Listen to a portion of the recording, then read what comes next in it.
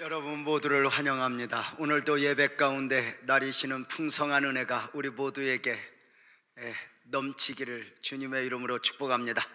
자, 옆에 사람에게 우리 성령으로 충만합시다.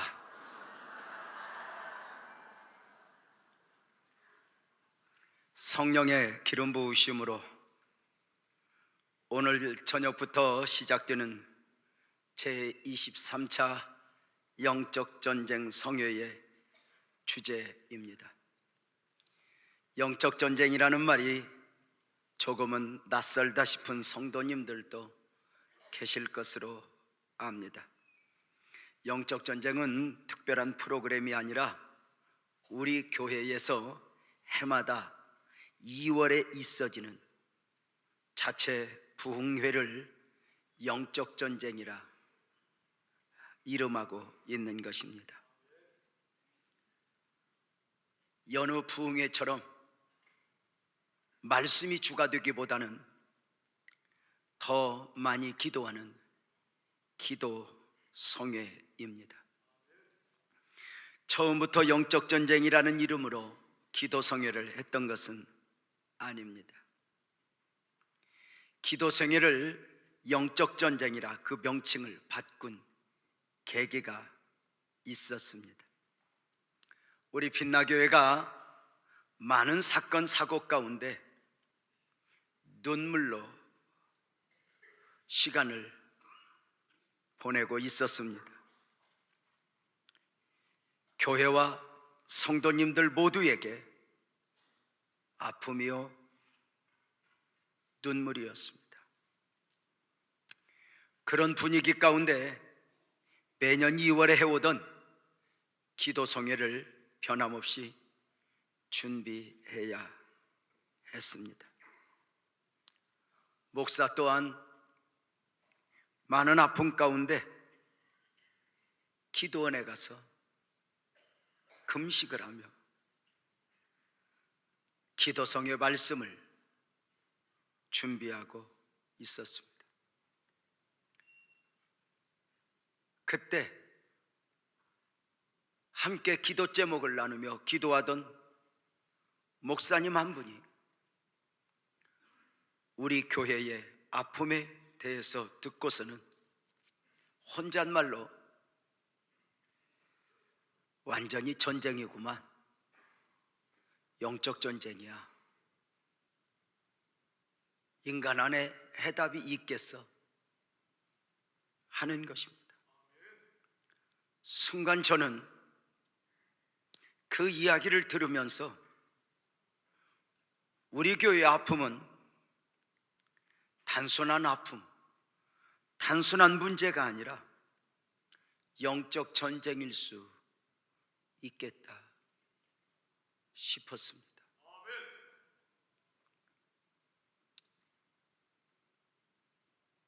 꿈을 품은 요셉이 그의 삶에 노예 생활 10년, 억울한 감옥 생활 3년이 단순한 사건 사고가 아니었던 것처럼 말입니다. 기도원에서 돌아온 저는 장로님들과 함께 의논하여 그 기도 성회를 영적 전쟁이라 선포하고 그 험한 골짜기를 감당해 내게 되었습니다.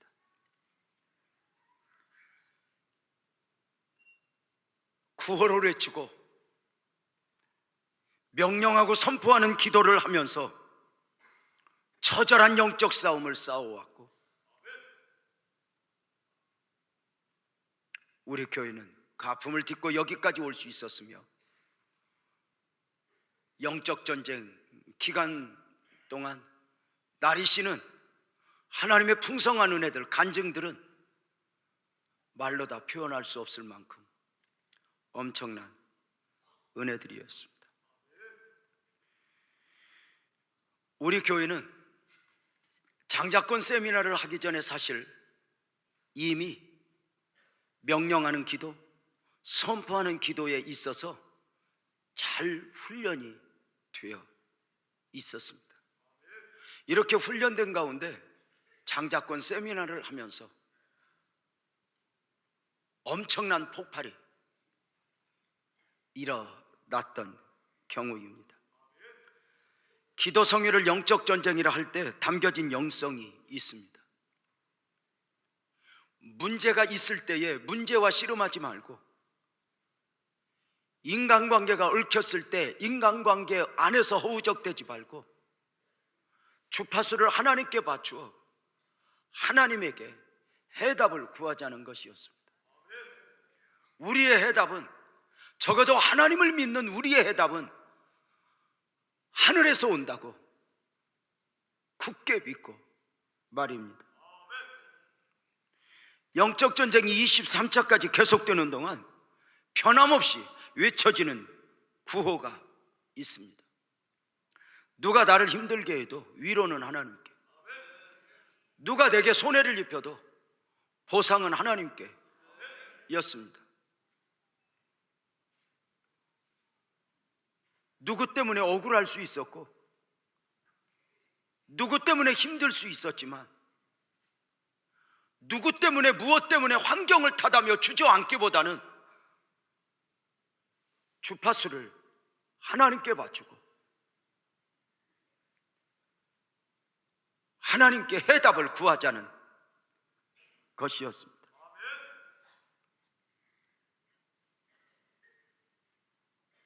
구원받은 하나님의 백성으로서 문제를 향한 명령과 선포는 마땅히 누려야 할 영적 권세와 능력이었습니다. 영접하는 자, 곧 그 이름을 믿는 자들에게는 하나님의 자녀가 되는 권세를 주셨으니, 예수를 믿게 되면, 예수를 영접하게 되면 하나님의 자녀라고 하는 신분만 얻게 되는 것이 아니라 아담 안에서 잃어버렸던 권세와 능력을 회복하게 된다는 것입니다. 이렇게 회복된 그리스도인에게 주어진 능력이 무엇입니까? 너의 사는 날을 따라서 능력이 있으리로다의 능력 있는 삶을 살게 하시는 권세와 능력입니다. 내게 능력 주시는 자 안에서 내가 모든 것을 할 수 있느니라의 권세와 능력입니다. 세상이 감당할 수 없는 그리스도인이 되어 세상을 이겨내는 그리스도인의 권세와 능력이 있습니다. 이렇게 하나님의 자녀된 사람들이 가지는 하나님의 자녀라고 하는 신분과 그 하나님의 자녀들이 누리는 권세와 능력을 함께 묶어 우리는 장자권이라 이름한 것입니다. 예수 그리스도의 보혈 안에서 구원받은 사람, 예수 그리스도의 이름 안에서 살아가는 사람은 하나님의 장자라는 것입니다. 장자권이라는 말을 교회들이 많이 사용하지 않기에 익숙하지 않아 자연스럽게 받아들이기 힘든 분들도 있을 줄 압니다. 장자권에 대해서 오해하실 수도 있고 말입니다. 예수님만이 유일한 장자가 되는 것이지 우리가 어떻게 장자가 될 수 있느냐고 말입니다. 당연하다 여깁니다. 성경적으로 많은 부분에서 그렇게 말씀하고 있기 때문입니다.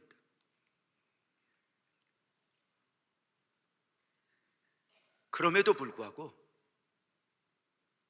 우리가 예수의 이름 안에서 구원받고 가지는 장자권은 무엇인가? 하나님의 자녀가 된 사람들에게 주어지는 권세와 능력을 말하는 것입니다. 내 안에 돈이 있다 해도 내 안에 돈이 있음을 인식하지 못하면 우리는 사고 싶은 것을 살 수 없고 가지고 싶은 것을 가질 수 없게 됩니다.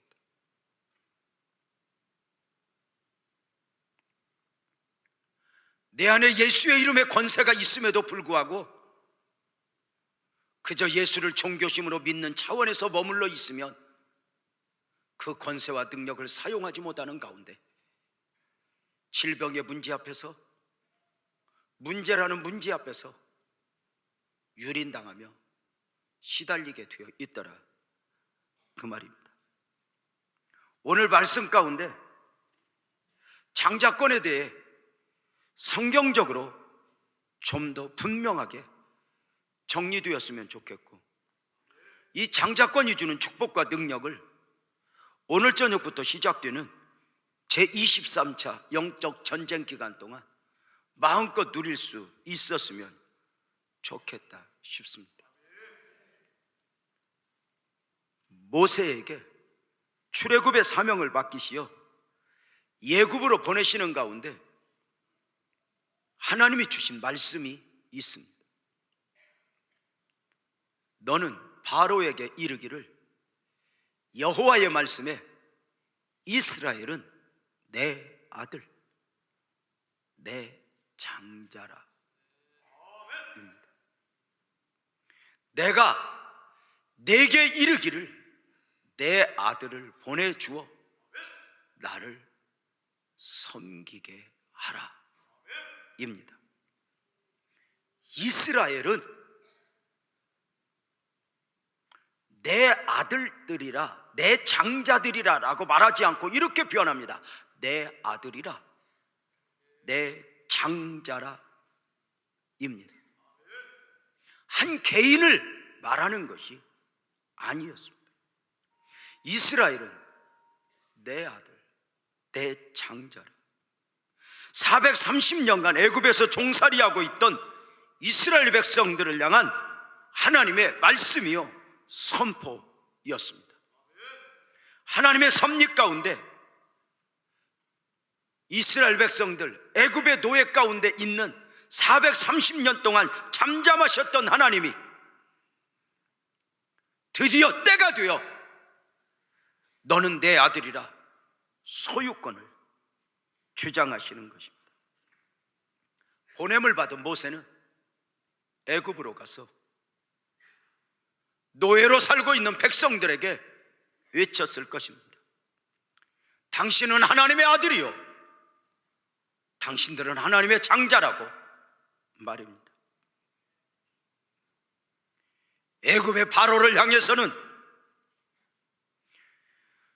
지금 당신이 노예로 부리고 있는 저들은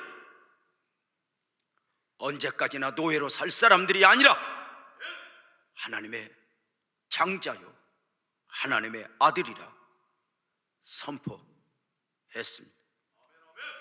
이 거룩한 외침에 430년간 종살이하고 있던 이스라엘 백성들이 얼마나 놀랐겠습니까? 우리가 하나님의 아들이고 우리가 하나님의 장자였어? 우리가 하나님의 백성이었어? 얼마나 놀랐겠냐는 것입니다. 430년간 애굽에서 종살이하며 노예의 고통 속에 살아오던 이스라엘 백성들은 그동안 하나님의 자녀임을 잊고 살았습니다. 아니, 너무 긴긴 날의 아픔 가운데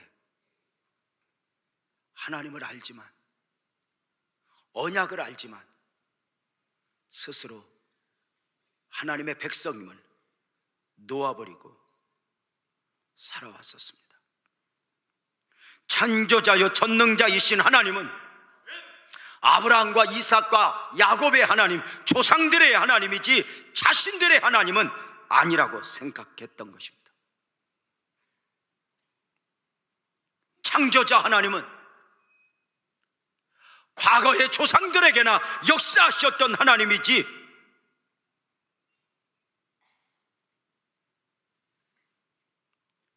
지금 처절한 환경 속에 살아가고 있는 자신들의 하나님은 아니라 생각하며 절망 가운데 살아왔습니다. 그 하나님이 자신들의 하나님이라면 430년 동안 이렇게 노예 생활을 하도록 버려둘 수 없을 것이라 생각한 것입니다. 그래 자신들은 언제까지라도 영원히 애굽의 바로에게 매여 종살이나 하며 살아야 하는 존재인 줄 알았던 것입니다. 이런 저들에게 이스라엘은 내 아들, 내 장자라, 모세를 통해 들려오는 하나님의 말씀의 선포 앞에 얼마나 놀랐었겠냐는 것입니다. 아니, 우리가 하나님의 아들이고 하나님의 장자였단 말이야? 우리가 하나님의 백성이었다는 것이야?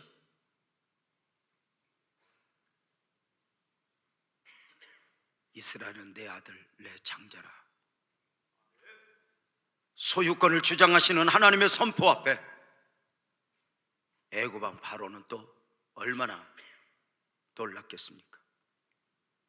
지금까지도 저들을 노예로 부렸고 앞으로도 영원히 노예로 부릴 예정이었는데, 어느 날 이 노예 민족의 하나님이라 스스로 말씀하시는 그분이 내 백성, 내 장자라 외치며 소유권을 주장하니 어찌 놀라지 않을 수 있겠습니까? 이스라엘은 내 아들, 내 장자라.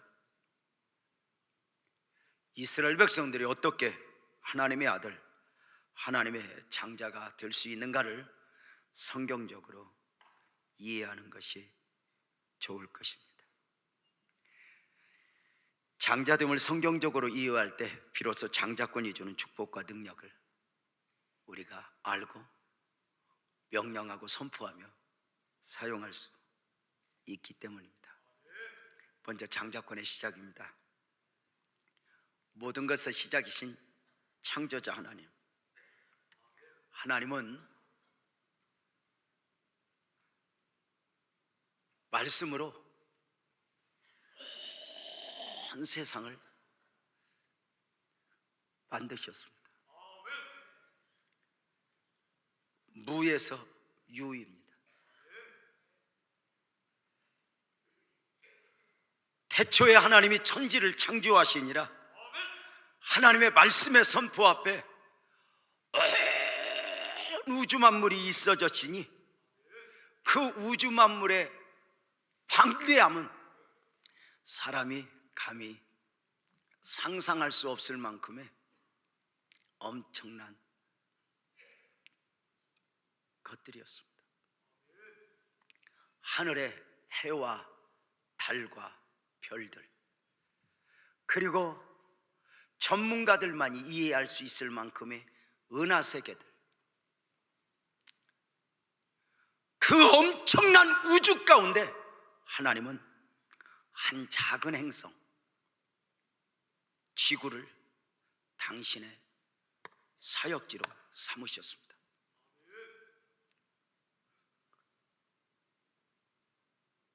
그리고 하나님은 사람을 만드시어 에덴이라는 동산에 살게 하시며 인간의 역사는 시작이 되었습니다. 영이신 하나님이 영적 존재로 당신의 형상대로 당신의 모양으로 사람을 창조하시어 너와 내가 함께 저들 가운데 하나님이 거하시고 하나님 안에서 저들이 살아갈 수 있도록 축복하신 것입니다. 이제 온 인류는 하나님의 백성이어야 했고 하나님은 온 인류의 하나님이어야 했으니 이것이 창조 원리요 창조 목적이었습니다. 문제가 생겼습니다. 처음 사람 아담이 하나님이 금하셨던 선악을 알게 하는 나무의 열매를 먹고 범죄하여 사망적 존재가 되어 버린 것입니다. 이 나무의 열매를 먹으면 너는 정령 죽으리라 하신 대로 사망적 존재가 되어 버린 것입니다. 사망적 존재가 되면서 처음 만드셨던 창조의 원형을 상실하게 되었고, 창조의 원형을 상실하게 된 인간은 거룩의 하나님과 함께 일 수가 없었습니다. 이건 능력의 문제가 아니라 본질의 문제이니 빛과 어두움이 공존할 수 없는 것처럼 거룩의 하나님과 죄인이 함께 할 수가 없었다는 것입니다. 선택의 여지 없이 죄인된 인간은 하나님을 떠나야 했고, 안타깝게도 하나님을 떠난 인간은 마귀에게 속한 마귀의 자녀가, 마귀의 소유가 되고 말았습니다. 이제 인류의 확장은 단순한 인류의 확장이 아니라 죄의 확장이라 보면 성경적으로 분명한 표현입니다. 사람이 많아지고 그 범위가 넓어지면 점점 죄의 죄를 더하는 세상이 되고 말았다는 것입니다. 이렇게 시간이 흘러 세상은 점점 죄 가운데로 빠지는 동안 하나님을 찾는 자가 없어지게 되었습니다. 마땅히 하나님의 아들로 살아야 할 사람들이, 사람의 딸들, 세상에 미혹되어 세상에 빠져 하나님이 없는 것처럼 자기 소견에 옳은 대로 살아가는 세대가 되었습니다. 이렇게 죄가 더해지는 동안 하나님이 모진 결심을 하시게 됩니다. 보시기에 좋았더라 지으셨던 세상을 물로 심판하시기로 작정하니 일명 노아 홍수 심판입니다. 하나님께서 온 세상을 물에 잠기게 하여 죄를 싫어하시는 하나님이 죄를 심판하시기로 작정하신 것입니다. 심판만 있었던 것이 아니라 심판과 함께 하나님의 구원 역사가 있어지게 되니 당대의 의인 노아를 통해서 구원의 방주를 예비하게 하신 것입니다. 이제 온 세상은 심판을 당했고 방주 안에 있는 생명들을 통하여 다시 시간이 흐르면서 땅들은 정리가 되었고 사람들은 번성하기 시작했습니다. 그래 이제 마땅히 사람들은 노아 홍수 때 다 멸망을 당하고 하나님을 아는 사람들을 통해 구원 역사가 있어졌으니 마땅히 하나님을 구하고 찾아야 했습니다. 그러나 놀라운 것은 노아 홍수 심판 앞에서도 인간 안에 있는 죄는 소멸되지 않았습니다. 마치 범죄한 사람들이 그 대가를 지불하며 감옥에 10년, 20년 무기징역을 살아도 그 죄 문제를 해결할 수 없는 것처럼 노아 홍수 심판 앞에서도 인간의 죄 문제가 해결되지 않았습니다. 사랑하는 여러분, 이 땅을 물로 심판하는 가운데 있어진 거대한 노아 홍수 심판이 주는 메시지가 뭔지 아십니까? 딱 하나입니다. 죄는 이렇게 해결하는 게 아니다 입니다. 가끔 TV에 나쁜 사람들, 마음에 들지 않는 사람들이 나오면 어르신들이 한 말씀씩 하시는 경우가 있습니다. 하나님이 살아계시면 저런 것들 놓아도 싹 쓸어버리지. 죄송하지만 싹 쓸어버리고 누구만 놓아둘까요? 여의도 근무하는 분들 마음에 들지 않는다고 싹 쓸어버리고 우리 임마누엘 성가대원들을 국회의원 삼아서 앉혀놓으면 우리나라가 좋아질까? 그걸 요즘 유행하는 개콘 용어로 돛진 개찐이라고 합니다. 거기서 거기.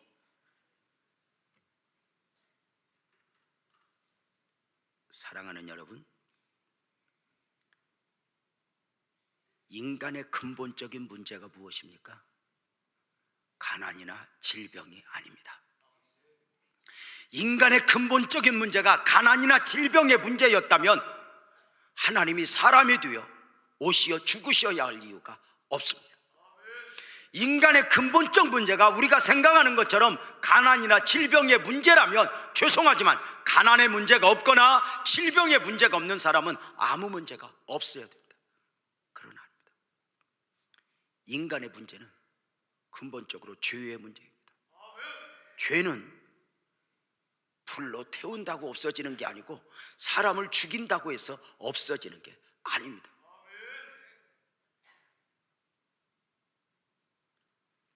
여러분, 노아 홍수의 거대한 메시지가 왜요?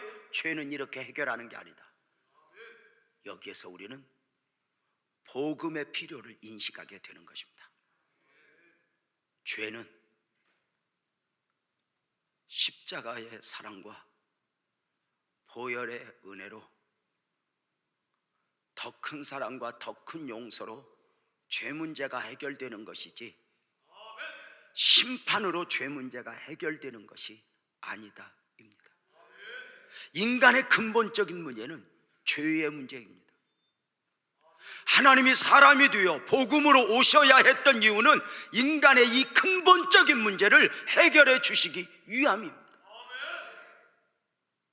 우리가 예수를 믿죠. 우리가 사실은 예수를 믿을 때 가난의 문제, 질병의 문제를 가지고 와서 머리를 조아려 깊이 기도를 하게 됩니다. 그런데 깊이 기도에 들어가 보면 가난이나 질병이 문제가 아니라는 것을 알게 됩니다. 밑바닥에 숨어있는 죄가 드러납니다. 그래서 그 죄 앞에서 우리가 실컷 눈물로 회개하게 되는 이유입니다.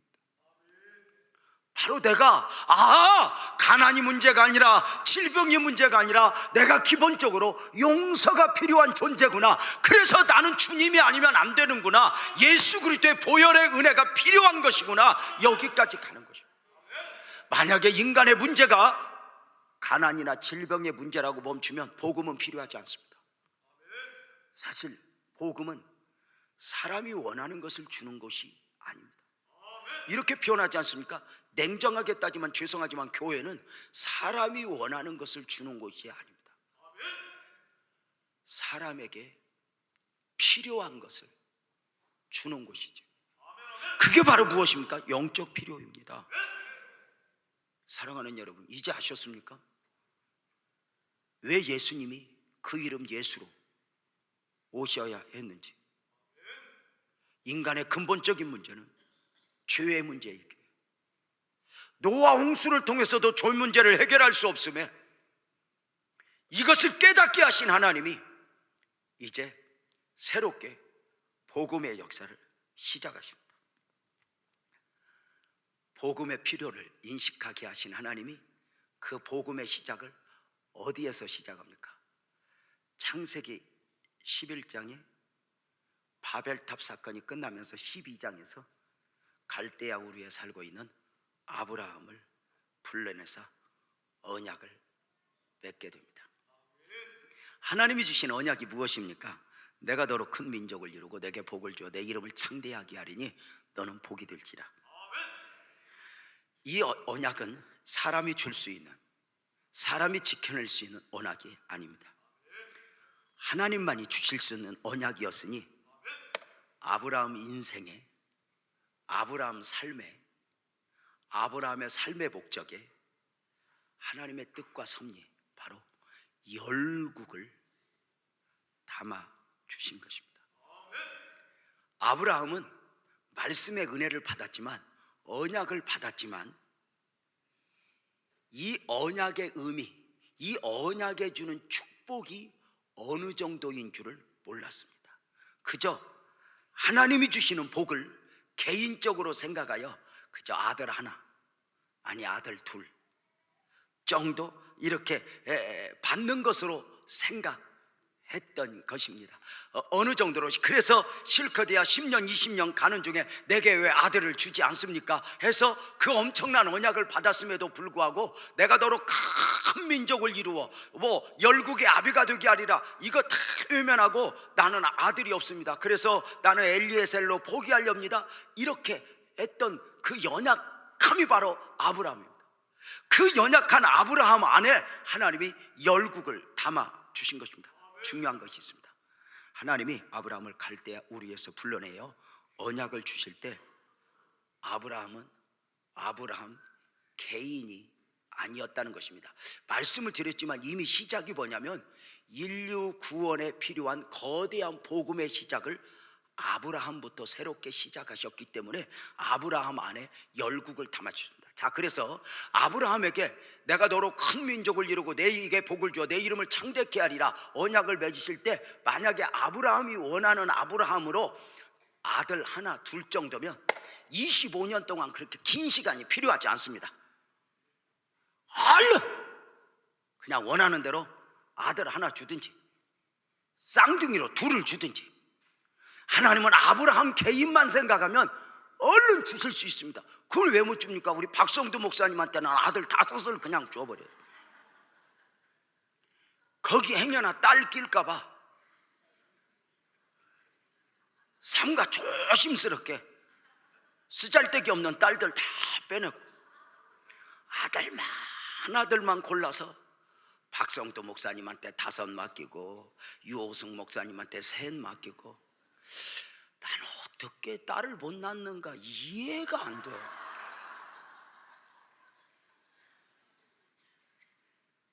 근데 아브라함만 생각하면 주셨을 것입니다. 그런데 하나님이 아브라함에게 아들을 언제 주신 줄 아십니까? 아브라함이 될 때 줍니다. 바로 아브라함이 깨지고, 아브라함의 뜻이 뭐예요? 열국의 아비. 비로소 아브라함이 나는 누구인가, 나는 누구여야 하는가, 나 개인이 아니구나, 열국을 품어냈을 때, 전능자 되신 하나님을 인정할 때 하나님이 그에게 겨우 아들 하나 주십니다. 놀랍게도 하나님이 아브라함을 부르실 때는 아브라함 삶에 하나님이 원하시는 아브라함이 있었던 것입니다. 하나님은 아브라함을 불러내요 아브라함이 원하는 아브라함으로 그냥 축복하신 것이 아니라 그 아브라함을 박살내고 깨버리고 아브라함이 되게 하사 하나님이 원하시는 아브라함으로 만들어 가시고 그 언약을 성취해 가십니다. 목적은 딱 하나입니다. 복음이라고 하는 단어를 잊으시면 안 됩니다. 죄송합니다. 우리 교회에서 설교를 들으면 좀 생각을 하면서 들어야 되는 설교가 많아서 나도 어쩌다 이렇게 설교로 길들여졌는지 나도 복잡합니다. 그렇지만 여러분이 조금 알아듣는 표정을 해야 저도 좋지. 하여튼 그런 표정으로 나는 저거 들어도 살고 안 들어도 산다 그러면 나도 할 말은 없습니다. 자, 중요한 건 아브라함뿐만이 아닙니다. 내 안에도 내가 원하는 나 말고 하나님이 원하시는 나가 있다는 것입니다. 그런데 정말 힘든 게 뭐냐면 돈 버는 게 아닙니다. 내가 원하는 나를 깨는 것입니다. 탕자의 형이 그렇게 충성하면서도 내가 원하는 나에 매여 있으니 아버지와 깊은 교제를, 아버지의 잔치 자리에 외면을 당하는 아픔이 있는 것입니다. 내가 원하는 나로 신앙생활에서 하나님이 원하는 나로 이렇게 영적 혁명이 일어나기까지가 이게 신앙생활의 아주 중요한 단계거든요. 한번 따라서 봅시다. 내가 원하는 나, 내가 원하는 가정, 내가 원하는 우리 교회. 여러분 솔직히 내가 원하는 나였으면 좋겠어요? 하나님이 원하는 나였으면 좋겠어요? 와, 더 크게 내가 원하는 우리 가정이었으면 좋겠어요? 하나님이 원하는 우리 가정이면 좋겠어요? 와, 내가 원하는 남편이면 좋겠어요? 하나님이 원하는 남편이면 좋겠어요? 그래서 여러분은 남편이 마음에 안 들 때 내 마음에 안 들어? 아니면 하나님 마음에 안 들어?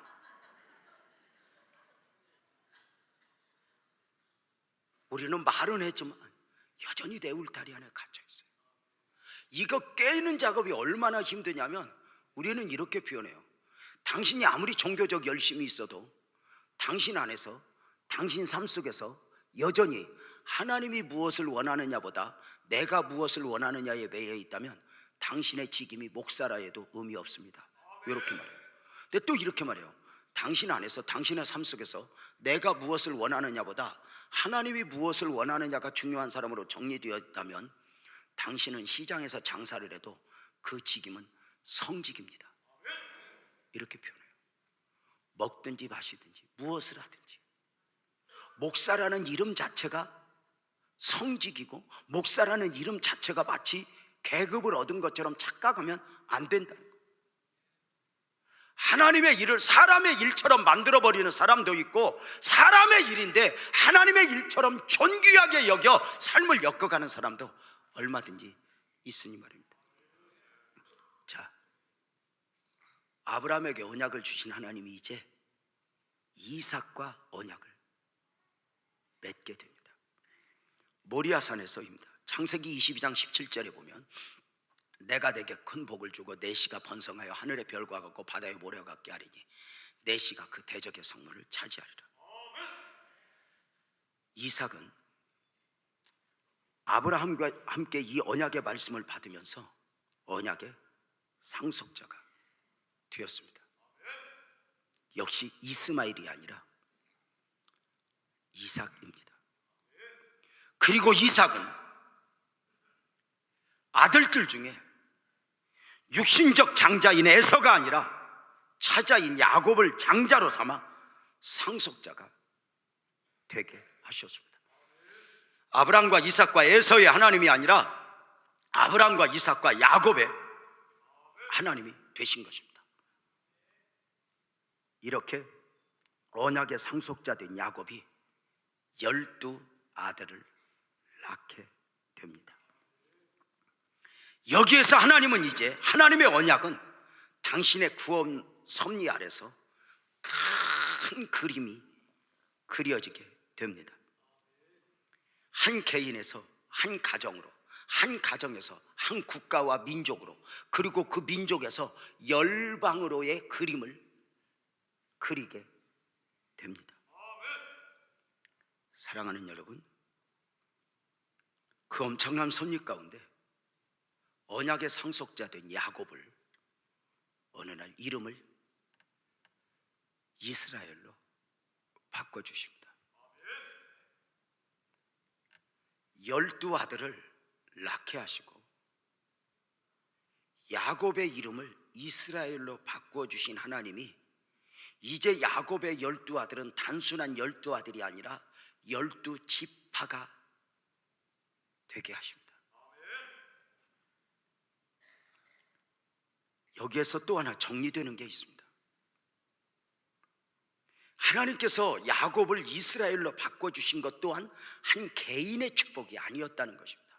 철저한 당신의 구원 섭리 안에서 있어지는 놀라운 역사였다는 것입니다.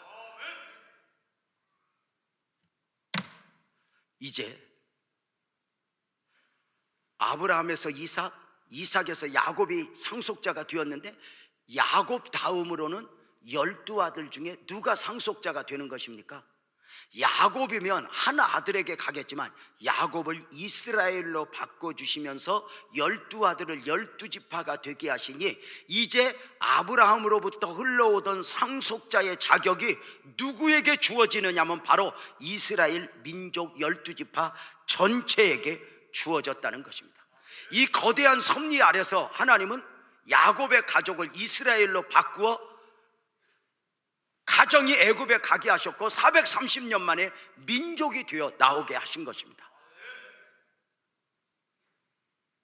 70명이 들어가서 60만, 200만 이상이 되어 나오게 하신 하나님의 엄청난 역사입니다. 이제 때가 되자 하나님이 이렇게 말씀하신 것입니다. 이스라엘은 내 아들, 내 장자. 처음부터 하나님의 장자였다는 것입니다.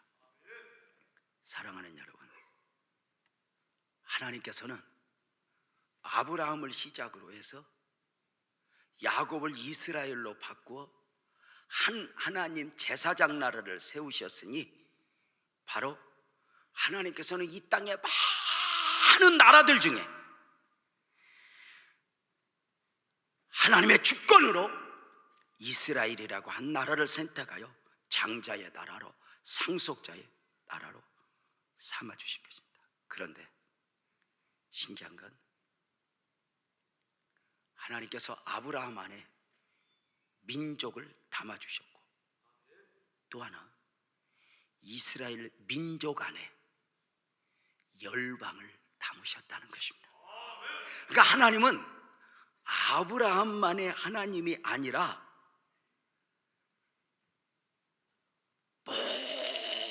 모든 사람들의 하나님이길 원하셨고 하나님은 이스라엘을 선택하실 때 이스라엘만의 하나님이 아니라 온 우주 만물의 열방의 하나님이길 원하셨다는 것입니다. 그래서 여기에서 정리하는 바가 바로 무엇이냐면 하나님께서 에서보다 야곱을 더 사랑하셨는가? 우리는 이 말씀을 사실은 사랑이라고 하는 용어보다는 이렇게 설명하면 훨씬 더 이해가 빠릅니다. 에서보다 야곱을 더 섭리하셨다. 여러분 한번 여쭤볼까요? 하나님께서 이스라엘 민족을 더 사랑할까요? 우리 대한민국을 더 사랑할까요? 우리는 대한민국이라고 말하고 싶겠지만 하나님은 누구를 더 사랑하고 덜 사랑해야 할 만큼 편견의 하나님은 아닙니다. 하나님은 모두를 사랑에만 있어 그 사랑이 용량이 딸리는 분은 아닙니다. 우리 아내는 확실하게 막내를 더 사랑합니다. 똑같이 잘못해도 막내는 무조건 이쁘고 우리 아내 말에 의하면 막내는 미운 짓을 해도 이쁘대 이렇게. 그러니까 그 기준이 없는 거야. 기준이. 그러니까 그 편견 속에 우리 애들이 착하게 살아주는 게 고마울 뿐이에요. 아니 언젠가 성탄절 앞두고 우리 집에 큰 과자 박스를 가져다 놨어요. 새벽송을 오면 주겠다고. 근데 한 팀이 오고 두 팀이 오고 한 팀이 안 왔어. 초코파이 박스가 크게 있는데 그 다음날 이제 박스가 그냥 있으니까 우리 아들이 엄마 나 이 초코파이 하나 먹으면 안 돼? 그랬더니 큰아들이 먹는다고 그러니까 우리 아내가 안 돼. 주일날 유치부 갖다 줘야 돼. 손도 대지 마. 이렇게 말한 지 5분 만에 우리 막내가 와서 엄마 나 배고픈데 초코파이 하나 먹으면 안 돼? 아들아 이리 와 이러고 뜯어서 이 주는 걸 우리 큰아들이 보았어. 시험 안 들고 우리 아들 살아내는 게 고마울 뿐이야. 자, 하나님이 누구를 더 사랑하고 누구를 덜 사랑할까? 아니야. 이렇게 말해. 하나님이 이스라엘 민족을 선민으로 삼으신 것은 더 섭리하셨다. 그 안에 우리 안에 다 담아주십니다. 사랑하는 여러분, 노아 홍수를 통해 복음의 필요를 인식시키고 복음을 준비하는 과정 속에서 아브라함을 부르사 아브라함 안에 열방을 담아두셨으니 우리는 그 아브라함을 이렇게 말합니다. 이스라엘의 조상이라. 아무도 아멘 안 해야 정상이야. 믿음의 조상이라. 여기서 우리는 장자권의 정의를 알 수 있습니다. 하나님이 이스라엘 민족을 장자로 삼으신 것은 복음을 위해서입니다. 복음 안에서 열방을 구원하고자 하시는 하나님의 구원 섭리입니다. 그 장자됨의 시작은, 믿음의 시작은 아브라함이었습니다. 사랑하는 여러분, 아브라함을 선택하신 가장 큰 목적이 무엇입니까? 복음입니다.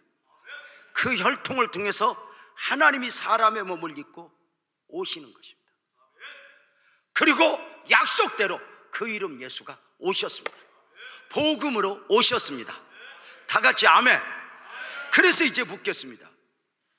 아브라함에게 상속이 이삭으로, 이삭에서 야곱이, 야곱에서 12아들로 낳게 하시고 야곱의 이름을 이스라엘로 바꾸사 12지파 모두가 상속자가 되게 하셨던 하나님이 이제 그 이스라엘 나라의 최고의 목적, 그 이름 예수가 오시는 과정인데, 예수가 오시자, 복음이 복음되자 이제 완전히 바뀝니다.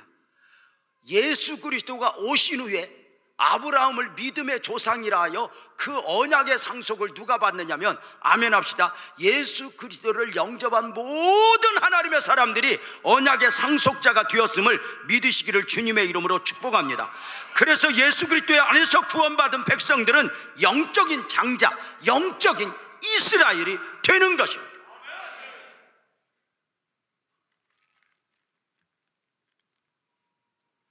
여기서 우리는 오해를 하면 안 됩니다.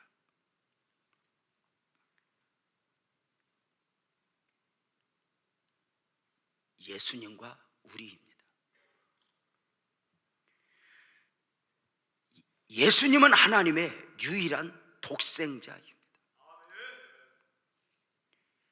예수님이 아들 되셨다, 우리도 아들 되었다, 다른 게 있습니다. 예수님만이 하나님의 참 유일한 아들. 무엇을 할 수 있는가? 창세기 2장 시편 2편 7절에 보면, 내가 여호와의 명령을 전하라. 여호와께 내게 이르시되 너는 내 아들이라. 오늘 내가 너를 낳았도다.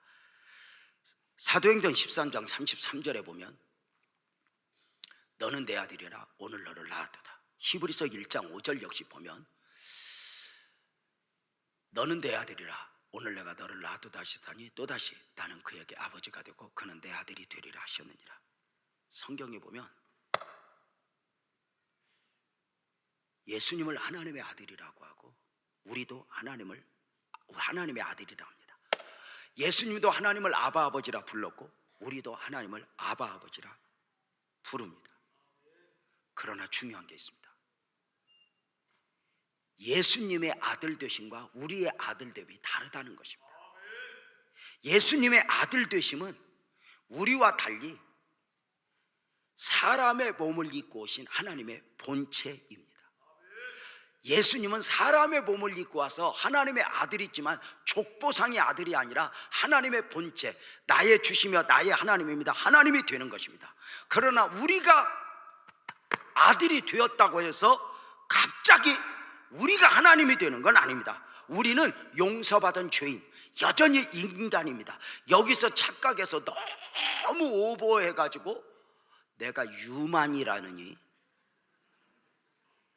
김산홍이라느니 뭐 이렇게 가면 안 되는 것입니다.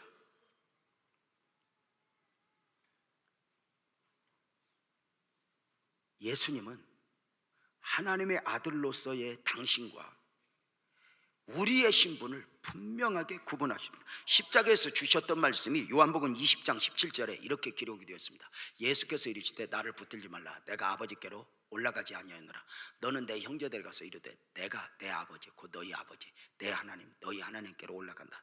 여기서 내 아버지 너희 아버지 내 하나님 너희 하나님을 분명하게 구분합니다. 이 말은 성자 예수님과 성부 하나님과의 관계와 하나님과 나와의 관계가 본질적으로 다르다는 것입니다.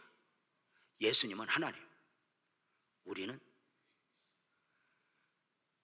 양자로서의 아들이 된 것입니다. 절대로 여러분, 은혜를 많이 받았다고 해서 막 갑자기 저 사람이 하나님인가 보다 이러면 안 됩니다. 이 유재명 목사를 그냥 우리 목사님 이래야지, 우리 목사님이 하나님처럼 보여 그러면 안 됩니다.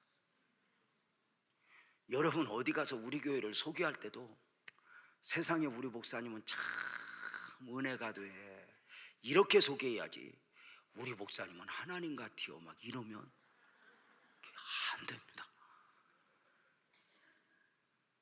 우리 목사님은 참 은혜가 돼 여기에 머물러야지, 우리 목사님은 어디서 상전 듣도 보던 말씀을 쪼개서 전하는데 신묘막치게 그러면 이제 내가 곤란해집니다.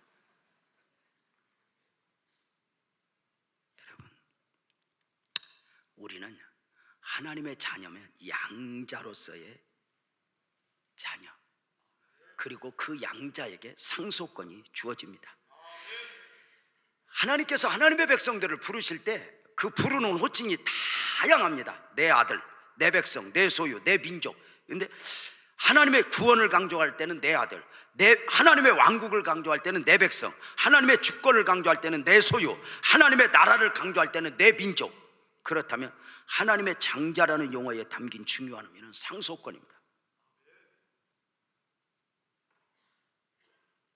하나님의 장자라고 하는 용어를 통해 구원 언약의 상속권을 우리에게 안겨줬음을 강조하고 있는 것입니다. 신약 성경이 쓰여질 때 당시 배경이 있습니다. 부모는 자녀에게 상속의 의무가 없습니다.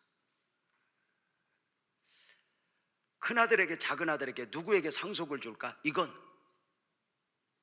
장자라고 해서 상속을 받아야 할 권리 없습니다.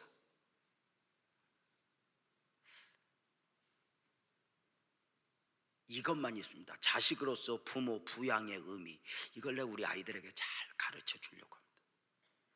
나는 너에게 상속의 의무가 없고 너는 나를 부양할 의무가 있다. 이걸 앞으로 우리 교인들에게 좀 자세히 좀 이렇게 설명을 하도록 그렇게 하겠습니다. 자, 그러면 누가 상속자가 되느냐? 부모의 권한입니다. 장자이든 차자이든 정하게 됩니다. 그래서 야곱을 차자이지만 상속자로 삼으신 하나님의 주권입니다. 자, 또 하나, 양자로 삼을 때는 다릅니다. 양자를 드리는 목적 자체는 상속을 목적으로 양자를 삼았기에 상속의 의무가, 진정한 상속자는 바로 양자입니다. 그래서 히브리 개념에서 양자라고 하는 단어가 상속자, 곧 장자라는 단어와 동의어로 사용되고 있다는 것을 우리가 압니다. 로마서 8장 15절 보면 이렇게 말합니다. 너희는 다시 불성하는 종의 영을 받지 않고 양자의 영을 받았으므로 우리가 아바 아버지라 부르짖는 것이나. 사랑하는 여러분, 우리 모두는 하나님의 자녀입니다. 더 크게 하나님의 아들입니다. 더 크게 하나님의 장자입니다. 우리는 이것을 소유했습니다. 장자가 누리는 상속권에 대해서는 다음 주일날 조금 더 골치 아픈 설교를 한 번 더 하도록 하겠습니다. 다음 주에 오실 때 기대하는 표정으로 오셔야 이렇게 됩니다. 그런 표정으로 오면 안 됩니다. 자, 따라서 합시다. 나는 하나님의 장자라. 그 장자가 이제 장자가 누릴 수 있는 그 권세를 가지고 이제 장자권을 누려라 입니다. 우리는 장자의 권리를 누려야 됩니다. 중요한 게 있습니다. 돈이 있어도 돈이 있는 줄 모르면 배고파야 됩니다. 예수의 이름에 권세가 있지만 이것을 사용할 줄 모르면 우리는 이길 수 있는 문제들을 이기지 못하고 유린당하게 됩니다. 이것을 위해서 우리는 장자의 가치를 알아야 하고, 장자의 권리를 누리면 우리의 자격으로가 아닙니다. 예수의 이름 안에서 누리는 장자의 권리가 얼마나 큰지 아십니까? 예수의 이름 안에서 누리는 장자의 자격은 내 자격이 아니라 예수의 자격입니다. 요한복음 1장 12절 한번 읽겠습니다. 시작. 영접하는 자 곧 그 이름을 믿는 자들에게는 하나님의 자녀가 되는 권세를 주셨으니. 마가복음 16장 17절 시작. 믿는 자들에게 이르는 표적이 따르니 곧 그들이 내 이름으로 귀신을 쫓아내며 새 방언을 말하며. 내 이름으로 귀신을 쫓아내며 새 방언을 말하며. 마가복음 16장 18절 시작. 뱀을 집어올리며 무슨 독을 마실지라도 해를 받지 아니하며 병든 사람에게 손을 얹은즉 나으리라 하시. 요한복음 14장 12절 시작. 진실로 진실로 너에게 이르노니 나를 믿는 자는 내가 하는 일을 그도 할 것이요 또한 그보다 더 큰 일도 하리니 이는 내가 아버지께로 감이라. 사랑하는 여러분, 예수를 믿는 사람, 하나님의 사람들이 예수의 이름 안에서 누리는 권세와 능력들입니다. 하나님의 장자로서 세상을 정복하고 다스리고 마귀와 싸워 이겨내는 것입니다. 예수의 이름으로 명령하고 선포하여 질병을 다스리고 문제와 싸워 이겨내는 것입니다. 이렇게 이겨내기 위해서 우리에게 필요한 것이 뭐냐? 성령의 기름 부으심입니다. 더 크게 아멘. 성령의 능력은 제자가 제자다워지고 성도가 성도다워지고 교회가 교회다워지는 원리입니다. 성령의 기름 부으심은 선택이 아니라 주님의 명령이요 주님의 말씀입니다. 술 취하지 말라 이는 방탕한 것이니 오직 성령의 충만을 받으라. 사랑하는 여러분, 처음부터 사람은 영적 존재로 지음을 받았습니다. 사망적 존재 가운데 있던 우리는 예수를 믿음으로 거듭나 영적 존재로 회복된 영에 속한 사람임을 믿으시길 바랍니다. 이렇게 영에 속한 사람에게 최고의 축복은 무엇입니까? 크게 아멘합시다. 성령 충만입니다. 성령의 운행하심 안에 들어가는 것입니다. 성령님의 능력의 역사는 저와 여러분을 그리스도인답게 세상을 이겨내는 하나님의 사람들이 되게 할 줄로 믿으시길 바랍니다. 오늘 저녁부터 영적 전쟁이 시작됩니다. 먼저 나는 누구인가 누구여야 하는가 정리하십시오. 아멘 합시다. 나는 영에 속한 사람이라 성령으로 충만해야 한다. 그래서 이번 영적 전쟁이 임하면서 분명한 기도 제목을 정하고 그 목적을 정하고 참여했으면 좋겠습니다. 분명한 목적 가운데 분명한 목소리로 분명한 기도로 하나님 앞에 씨름할 때 역사가 일어날 줄로 믿습니다. 처음 시간부터 기도 제목을 정리해서 시간 하나님 앞에 예물도 드리면서 근본에 이 영적 전쟁의 응답의 주인공들이 다 되기를 주님의 이름으로 축복합니다. 문제가 있고 걱정이 많아서 시간이 없어서 참석할 수 있을지 모르겠다고 하면 참석 못합니다. 영적 전쟁이 무엇입니까? 문제 다 도와두고 하나님 앞에 씨름하는 것 아니겠습니까? 너희는 먼저 그의 나라와 그의 의를 구하라. 말씀을 듣고 명령하고 선포하는 가운데 놀라운 능력이 나타날 걸 믿으면 아멘 합시다. 사랑하는 여러분, 이번 영적 전쟁이 어쩌면 여러분에게 큰 축복의 간증들이 있어졌으면 좋겠고, 특별히 새 학기를 시작하는데 우리 자녀들을 위해서 기도하고 자녀들을 앞길을 위해서 명령하고 선포하며 달려갈 때 하나님께서 축복하실 줄로 믿습니다. 처음부터 나는 시간 없어 그러면 한 번도 못 옵니다. 하여튼 나는 꼭 참석해야 돼. 정하면 오게 돼 있습니다. 그리고 혹시 지방으로 출장 가도 얼른 오십시오. 그리고 얼른 와서 얼른 이번 한 주간 동안 낮에는 안 합니다. 새벽하고 저녁만 드려지는 것이니만큼 이 영적 전쟁에서 잘 씨름을 하시고, 혹시 목사님 나는요 남북 통일 때문에 안 됩니다. 그런 분은 봐드리겠습니다. 통일은 어떻게 해야 되지 않겠습니까? 그게 아니라면 다 오시고, 또 목사님 나는 돈 벌 일이 많아서 이번에 못 옵니다. 그런 사람은 돈 벌러 가시되 돈 버는 돈 전부 헌금하십시오. 그러면 용서해 드리는 걸로 하고, 그렇게 해서 이번에 영적 전쟁 다 참여하여 하나님의 놀라운 은혜가 있어질 줄로 믿습니다. 그 마음을 가지고 나는 누구인가? 예수의 이름을 가지고 장자권의 감사와 결단을 외치면서 오늘 말씀을 마무리하도록 하겠습니다.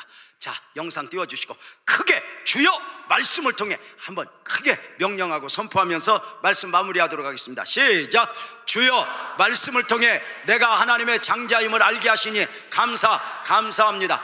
주여 말씀을 통해 내가 예수의 이름에 사용권이 있음을 알게 하시니 감사합니다. 주여 이제부터 내가 하나님의 장자임을 확신하고 당당하게 누리며 살겠습니다. 주여, 이제부터 내가 예수의 이름의 사용권으로 명령하고 선포하며 세상을 이기며 살겠습니다. 유재명, 너는 하나님의 아들이고 하나님의 장자라. 유재명, 너는 모든 해답은 하나님의 있음을 알라. 유재명, 근본 23차 영적 전쟁에서 응답과 축복의 주인공이 되어라. 아멘, 아멘. 사업장의 길이 막혔으면 참여하십시오. 명령하고 선포하십시오. 길이 되신 하나님 앞에 외치면 되는 것입니다. 장자권의 명령과 선포 한 번 더 하고 마치도록 하겠습니다. 나는, 크게 시작. 나는 하나님의 장자답게 영적 세계를 명령하고 다스리며 살리라. 하나님의 장자인 내 앞에 사탄 마귀와 더럽고 악한 영들은 떠나가라. 나는 하나님의 장자로서 어둠과 사망과 질병을 정복하며 살리라. 하나님의 장자인 내 삶에서 어둠과 사망과 질병아 예수의 이름으로 명하노니 떠나갈지어다. 나는 하나님의 형상대로 지음을 받은 장자로서 하나님이 주시는 안식과 평강을 누리며 살리라. 하나님의 장자인 내 삶에 담겨있는 염려와 근심과 온갖 저주와 과거의 상처는 떠나갈지어다. 하나님의 장자인 내 삶에 사는 날을 따라서 능력이 있을지어다. 하나님의 장자인 내 삶에 응답과 축복과 치료의 역사가 있어질지어다. 하나님의 장자인 내가 누릴 모든 영적 능력과 선물들이 내 삶과 내 가정과 내 교회와 내 민족에게 넘칠지어다. 있을지어다. 그대로 되니라. 좋았더라. 아멘, 아멘. 이번에 큰 역사가 일어날 것을 기대하며 기도하겠습니다. 하나님 아버지 고맙습니다.